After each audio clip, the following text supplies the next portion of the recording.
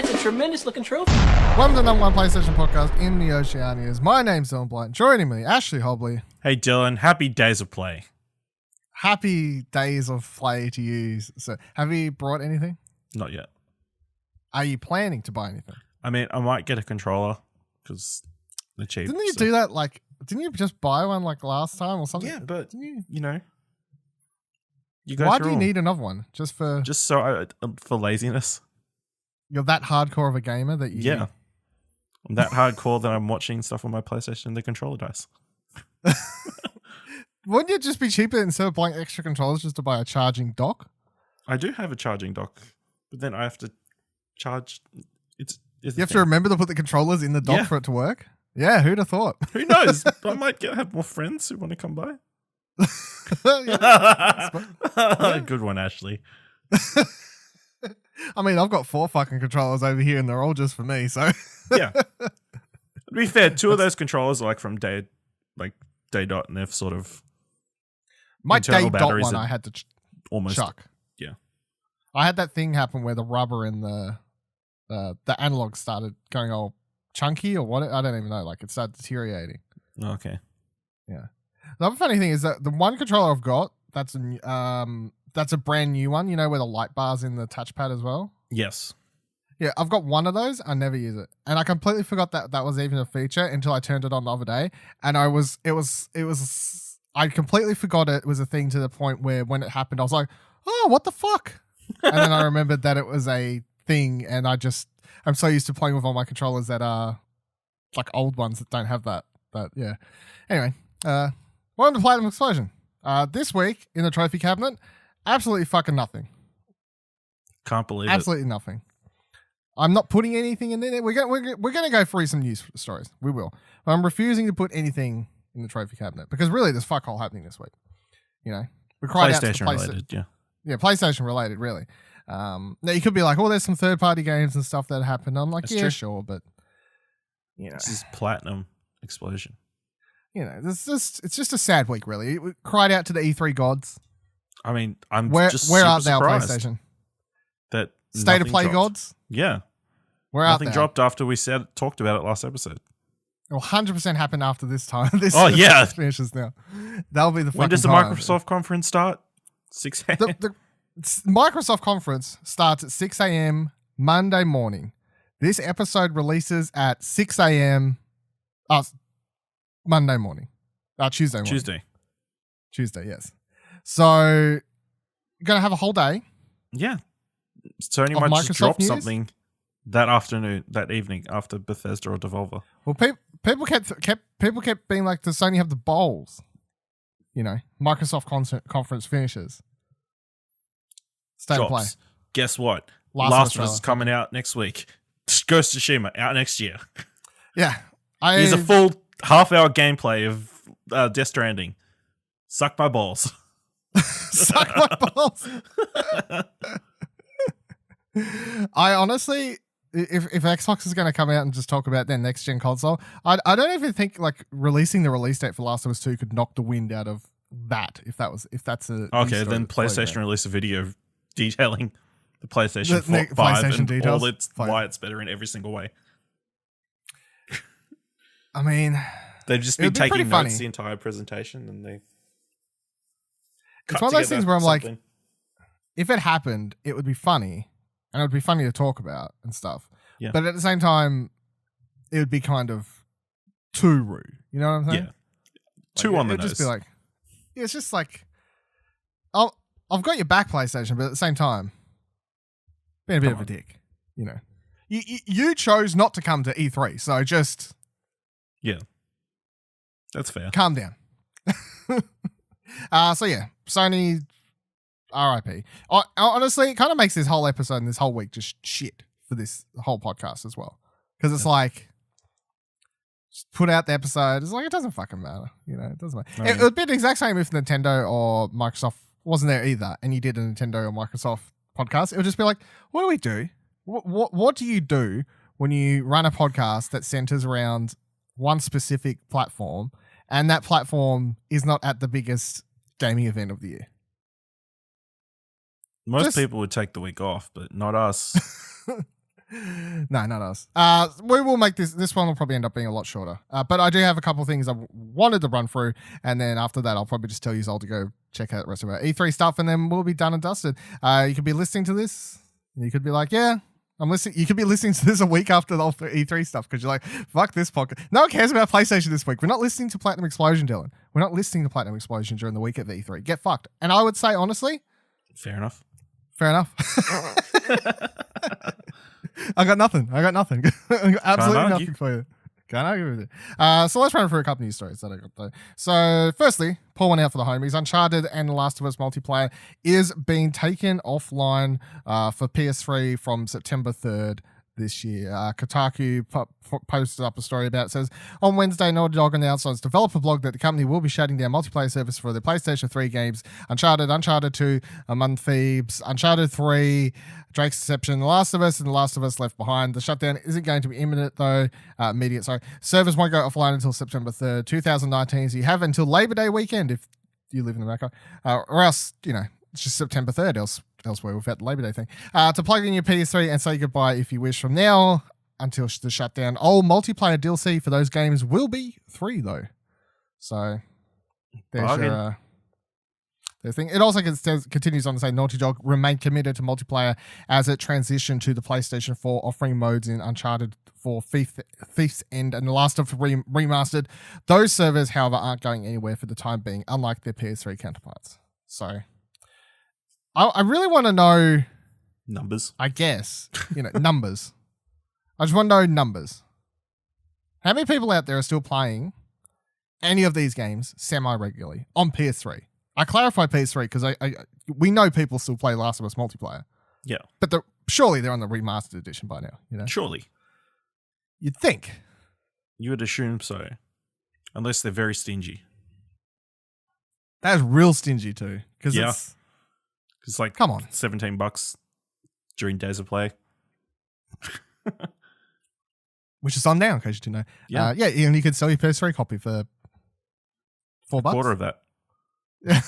You get on sale. Yeah, exactly. So just upgrade. But if you're out there still playing those in PS3, I got nothing. Just move on. Move on. Arguably, the more important thing is you've only got 3 months to get that platinum trophy in those games. Because it'd be multiplayer things, yeah. That's true. Then all those join the unplatinable games. Well, I can't remember if either Uncharted 2 or 3 have multiplayer trophies. I think they do. Play with like one match or something like that. Something like that.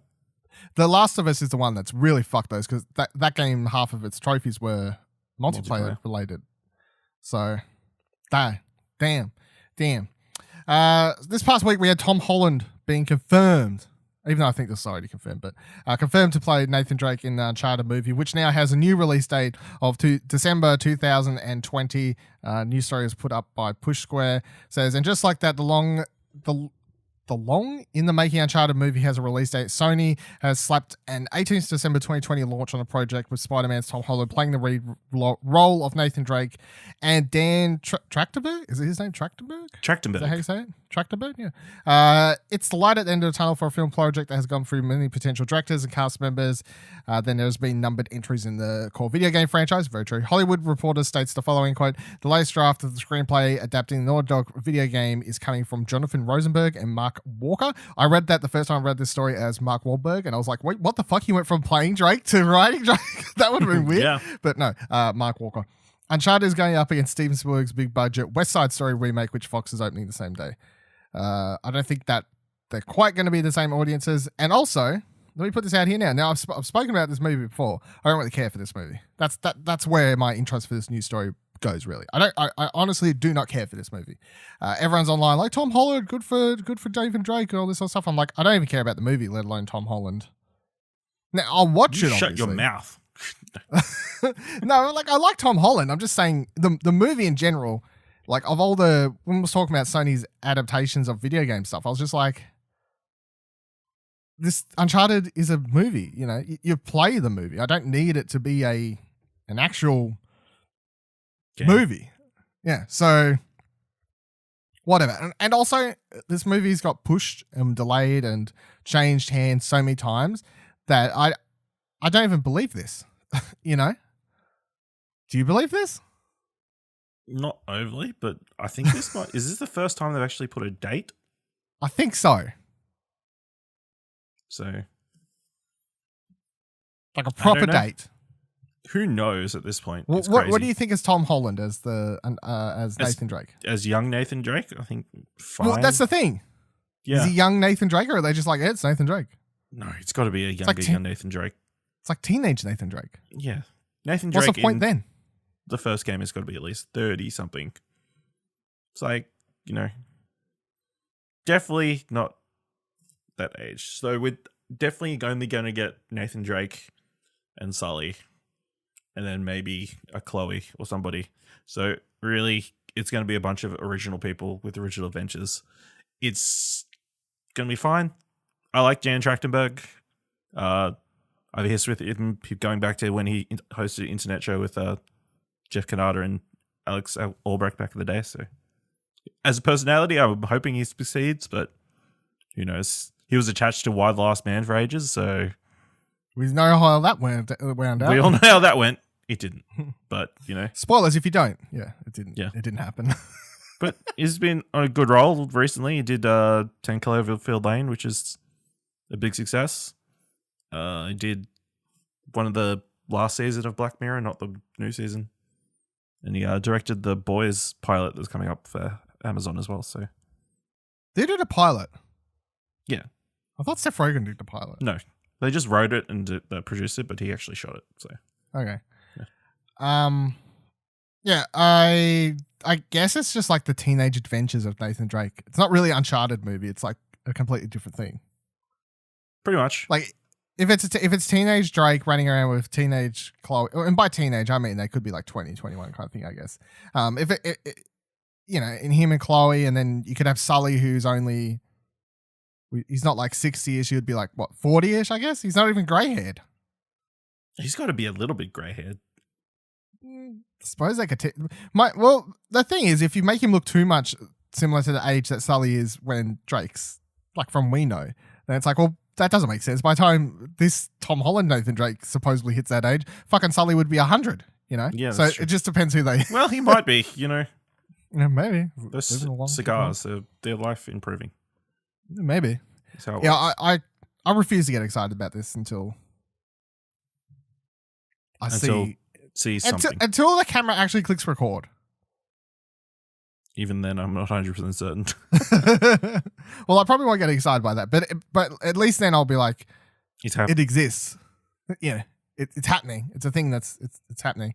But yeah, at the same time, just as a film, just as an adaptation of a video game, I'm like not too excited. There's other video games I would have preferred. Yeah, I guess. Don't know. We'll see. At least we're going in with lower expectations, which means we can be improved upon. Oh, that's always a plus. Yeah. Okay, so as we previously thought discussed, Detective Pikachu was going to be good when it was announced. I'm sure a lot of people did. I'm sure there was shaking my head just in case. You are? Yeah. like this is an audio podcast. I've been admitted. I'm shaking my head. It's what do they call it? A momonopeda? I know what you're saying, but I don't know if that's how you pronounce it. I can't remember how you pronounce it, but you know the word I'm trying to say. It's the comic word for the sounds. Like bang, cry. Yeah, for the sounds. Yeah. So as we previously discussed, the PS5 will have a lot of games of service coming across, migrating over from the PS4. And we was talking about a couple episodes and wondering how these things would kind of happen, obviously, because it wasn't something they really had to deal with coming over to the PS4 from PS3. As we said then, they pretty much had DC Universe Online and maybe some other MMO that I can't really think of type thing. Let's be honest, they kind of just said, fuck it. You guys are stuck over here. Everybody's going to be over here in the new thing. Yeah. They didn't really care. They didn't really have to worry about it though, because there was so minimal to worry about. I don't and the audience for those games was so their own thing. There wasn't enough outcry to even cause a problem. But with the games that exist now, these games of service that people want to carry across, I guarantee if they didn't do what we're talking about, which is carry across your progress and whatever, the internet would explode. internet will explode. Luckily, we have some more information about this week. So Ubisoft has answered some questions. It comes from Push Square. It says Rainbow Six Siege will move to PS5. Ubisoft to continue long-term support into next gen. It says Rainbow Six Siege may have gotten off to a rocky start, but Ubisoft has turned into a transformed tactical FPS over the years, and now it's a slick shooter stuff with content. In an interview with Daily Star, Rainbow Six brand director Alexandre Remy said, quote, "We don't want a sequel whatsoever," explaining that Ubisoft doesn't want to segregate our community between the different platforms. Instead, the publisher has plans to carry the whole game across to PlayStation 5 and provide players with options to transition smoothly to the next gen.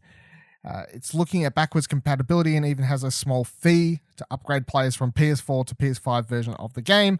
Ultimately, Ubisoft wants to keep the player base together, and it's currently, quote, having a conversation with platform holders to make it happen. So this sounds like pretty much what we were talking about is the best case scenario, I think. You know? You've got Sony on one hand, and we'll talk about them in a hot minute. They're talking about this, what's the word they're using? Cross-generational play thing, I guess. You know, where you'll be able to play your multiplayer games on your PS5, even if you have the PS5 version of the game, but you'll still be able to play with PS4 players. So they don't want to segregate friendships and friendship groups solely because the you may have a rich friend, I guess, you know, who upgrades early, but you don't have the money or want to upgrade yet. So I think that just working, and that's obviously that just suits everyone. It's quite fine. But then at the same time, having the option, I guess, to, if you transition to the next generation of console and you want the prettier version of the game, I guess, is what we're talking. Maybe it runs a little bit smoother. These sorts of things. Pay $10, upgrade your copy, get a slightly more beautiful looking version of the game, I guess. Yeah. Sounds good to me. Honestly, I just hope it all works exactly like they're explaining it to. Yeah. Because remember when it was coming across from PS3 to PS4 and I was talking about the upgrade program for all those Assassin's Creed and all those sorts of games? It was very convoluted and it wasn't available in all countries, and, you know, it just didn't seem user friendly, really. Like, it was a thing, it existed, but to get it, you had to pretty much go out of your own way and to check all the facts, check that you could do it, make sure it could work. And then a lot of people I know who possibly may have brought the game on PS3 and then would have liked to have done the upgrade thing. I remember when I was looking into it, I was even just like, this is so complicated, somewhat, where we are, that I just chose not to, because I didn't really understand if I'd even be able to upgrade my copy. So I basically hope that this thing doesn't turn out the exact same way that stuff did, just being so fucking convoluted. It should be really simple. Hopefully because we're going to have the same infrastructure this time, somewhat.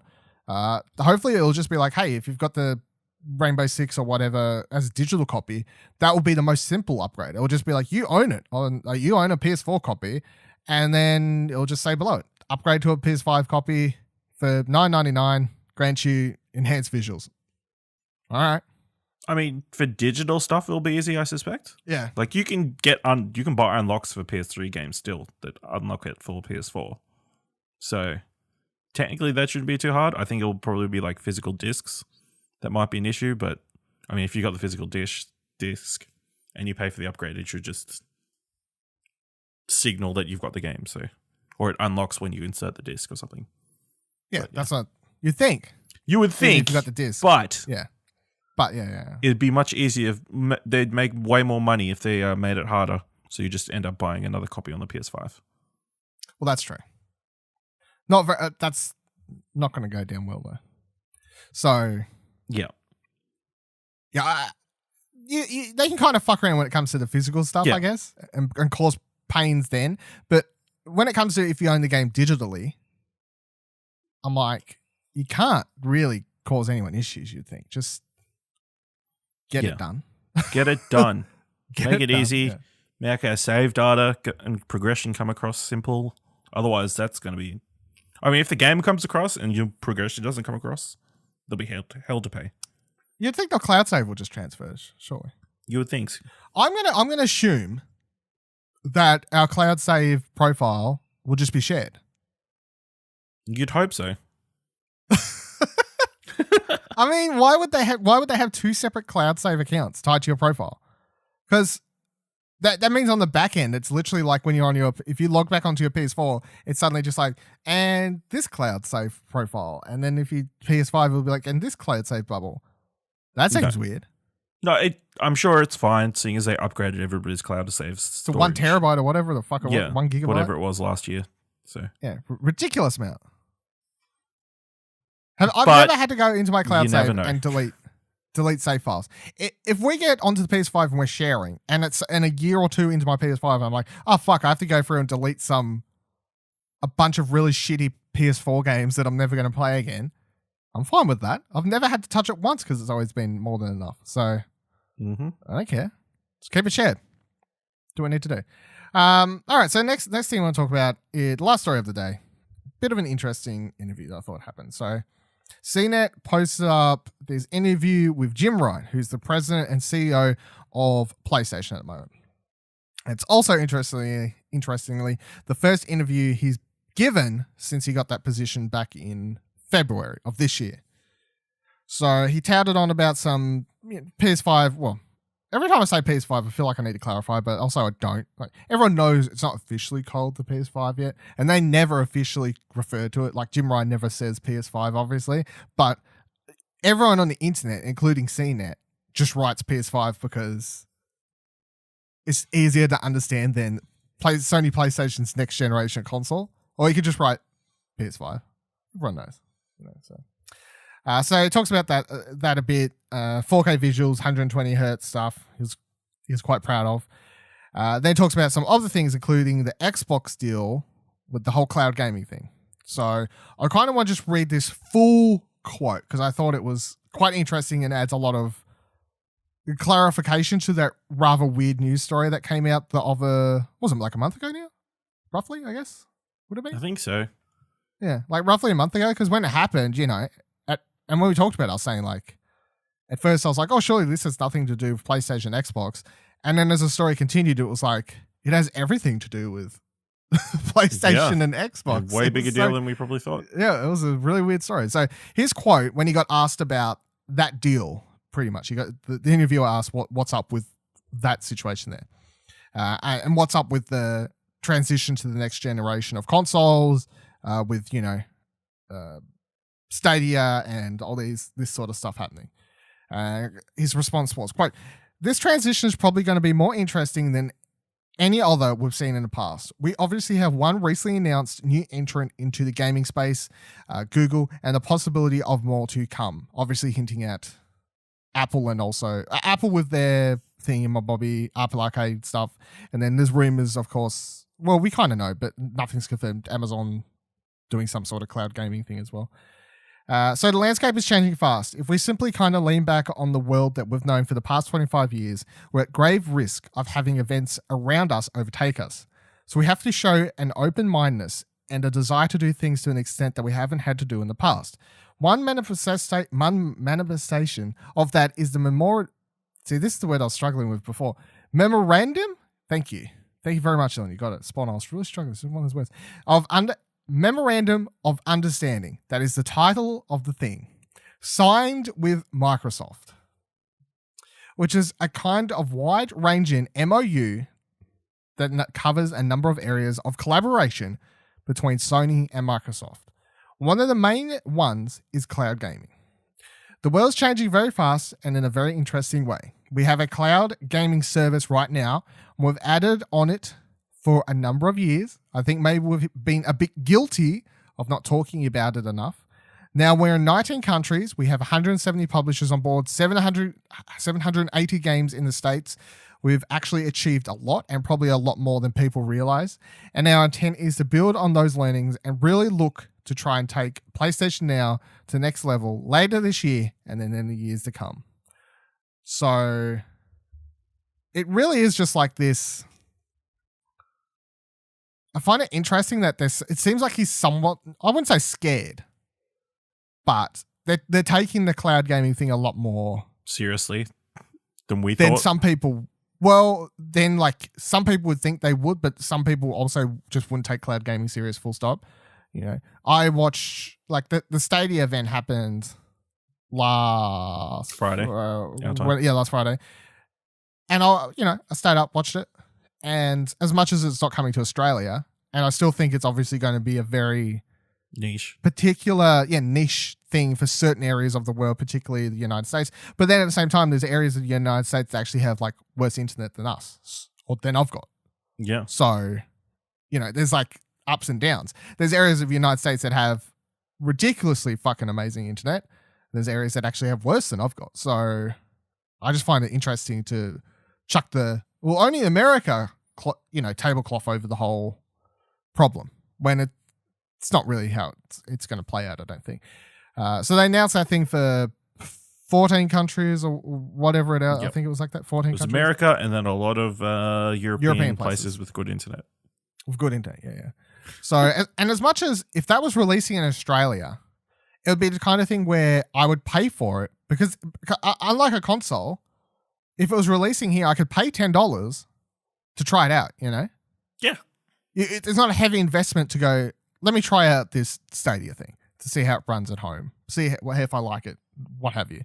So it's kind of got that going for it. But at the same time, it's not something I'm particularly interested in because I still want the reliability of just a console. Yeah. You don't want your Wi-Fi to drop out and then you can't play. And then you can't play. Yeah, it's a lot different to viewing a movie. Someone hits a telephone pole or something. And Yeah. I think it's a lot different to a movie because, of course, they'll just pause and it'll piss me off. I'll be sitting there staring at the Netflix circle going, you motherfucker. But at the same time, it's not like I was trying to get a trophy or something, a Google Stadia achievement, and I got up to 99 and then my internet dropped out for a split second and then I fucked up the combo because my internet. You know what I mean? Something just really tedious and annoying like that. But a lot of people, when it comes to the Stadia thing, you can tell and see just by looking online, a very negative response by a certain group, obviously. The people that are down are like, fuck yeah, I'm down for this. But then there's also a group that are just like, this thing's stupid. Why does this exist? You're ruining games. Nonsense like that. Where'd you fall on it? Because like when this first talked about it, it was you and Kieran. Kieran didn't like it at all. This was on a Arcade Couch episode, something or other. Mm-hmm. But you and Kieran talked about it on Arcade Couch. I can't remember how you felt about it. Like, how do you feel now about the whole cloud gaming thing, I guess? I don't think it's going to be a huge thing until obviously internet gets better. But I mean, if they're preparing themselves in case it does become a thing, I mean, it's smart. The two major console makers like working to make sure that they're future proofed makes sense, and obviously they want to be the two top dogs in the space, I guess. It's like the old dogs sticking together to keep the young whippersnappers out. Yeah, is what it is. It's a bunch of wily veterans, which I find quite funny because obviously Xbox and PlayStation are still rivals, but they're willing to team up, to work on team up on cloud gaming technology that they'll share and then use against one another, just depending on how they implement it into their different services, which is quite funny. Yeah, it's really quite funny when you think about it. But yeah, I definitely feel like what they're doing and the way they're trying to tackle the cloud gaming stuff is probably the smarter way to go about it, because they're doing like, well, we're still going to have a box. We're going to work heavier into cloud gaming properties, technology. So it's going to be part of our process, platform, whatever, service going forward. But unlike Stadia, it's not a full commitment to it. It's like, it's a thing. And 100% it to be a huge thing for Xbox when they talk about, they could have talked about it by now, the time this episode releases, of course. I 100% expect it to be a big thing when they're talking about Xbox features as well, cloud service and what have you. But then it's still going to be like, you can still put a disc in it. And then for all the people on the internet that look at Stadia and go, this is fucking outrage, this thing's bullshit, it won't work. For all those people who could hear something like PlayStation and Xbox talking about cloud, as soon as they hear PlayStation and Xbox just go, yeah, but you can still put a disc in it, those people go, okay then. It calms them down. Like, it's okay then. I can put a disc in. I can download it. Okay, everything's fine. It'll be okay. And then also had another interesting comment. He had an interesting and somewhat funny thing to say when asked if next gen of consoles will be the last generation of consoles. And he said, quote, well, I think it is. Actually, I don't know. I've been around a while and I sat there in 2012 and listened to all sorts of smart people tell me about mobile and that the PlayStation 4 was going to be the most terrible failure ever. The logic was actually hard to follow, but we believed in that product then. We believe in this generation, next generation product now. Who knows how it might evolve? Hybrid models between console and some sort of cloud model? Possibly that. I just don't know. And if I did, I wouldn't tell you. I like that last part. It's just being honest. It's like, yeah, I wouldn't tell you though. It's a good point though, because you kind of forget somewhat this whole 2012 mobile gaming, the end of console gaming's here. But that was a legit thing. And if you was to tell like younger people now, and by younger I mean, I don't know, like fucking 16-year-old kids or something. I don't really know. 18-year-old kids who didn't pay attention to the games industry back then. I don't know. But people who weren't aware, because I used to listen to, all the gaming podcasts I listened to through 2011, 2012, they'll talk about it like every second week because there was constantly being articles written about this. How all these analysts for the industry and stuff were always saying this is it. Mobile gaming's it. The console gaming is destroying we're ending. And it was a legit thing people took seriously. So I don't know if the comparison to cloud gaming's exactly the same, but it's still funny if there's going to be a bunch of people saying cloud gaming's the future, console gaming's dead. And they were saying the same thing X amount of years for mobile gaming versus gaming. And now mobile gaming just lives in tandem next to console gaming, which continued on. So it's like, why does one thing have to die for the other to exist? I guess is the point. Yeah. We can have cloud gaming. Stadia could be quite successful for the people around the world who can run it and use it quite successfully in certain areas. And then for the rest of the world, PlayStation, Xbox. PlayStation, Xbox could continue. And even if we get to a stage where maybe we approach a generation, fucking 10 years, 20 years from now, I don't know, where it's like, hey, there is a box. And if you don't want the box, you can just pay for PlayStation Cloud. That could be a real possibility. Like transitional, small possibility. Transitional generation, something like that. I'm not saying anytime soon. No. But I feel like instead 40, of just 50 years, yeah. Yeah. I just think like I highly doubt we'll ever go from the box is gone. I feel like if there's ever going to be a period where the box disappears, then to do like a generational hybrid, as we're saying here, like I guess a half and half would be the best way to do it. I think somewhat carry along. And then he also, I didn't get the exact quote, but if you're worried about multiplayer only games as service, these sorts of things, Jim in the article did double down and say that Sony will continue to produce single player story driven games well into the future. I'm shocked. When he does point out, he's like, because they ask about those sorts of stuff, and he says, games as service are good when done right and bad when done bad, obviously. Anthem. And then he says, why would we stop doing single player story driven stuff considering our single player story driven stuff is doing the best it has ever done now? Does PlayStation even have a games as service game? Dreams is the one they brought up in the article, I think. It's not exactly it, but like it's their only ever early access thing that's been built upon. And I guess there's no micro. No, it's not, but it's just like a growing game, I guess. Yeah. It will continue to grow somewhat, yeah.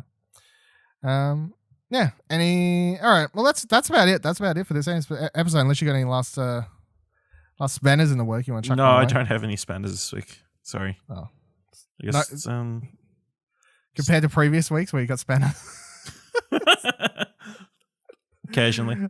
Occasionally. Okay, so make sure you check out explosionnetwork.com/E3. That's where you'll find all our E3 coverage. If you're listening to this a week after E3, which I presume fucking everyone will be, let's be honest, PlayStation's fucked up E3. They've ruined it.